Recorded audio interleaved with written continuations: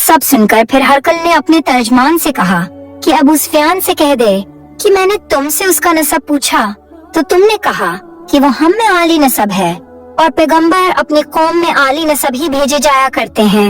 मैंने तुमसे पूछा कि दावी नबूवत की ये बात तुम्हारे अंदर इससे पहले किसी और ने भी कही थी, तो तुमने जवाब दिया कि नहीं।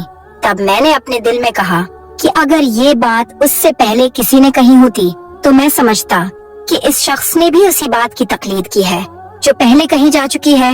मैंने तुमसे पूछा कि उसके बड़ों में कोई बादशाह भी गुजरा है, तुमने कहा कि नहीं। तो मैंने दिल में कहा कि उनके बुजुर्गों में से कोई बादशाह हुआ होगा तो कह दूंगा कि वो शख्स इस बहाना अपने आबा वो अजदाद की बादशाहत और उनका मिल्क दोबारा हासिल करना चाहता है।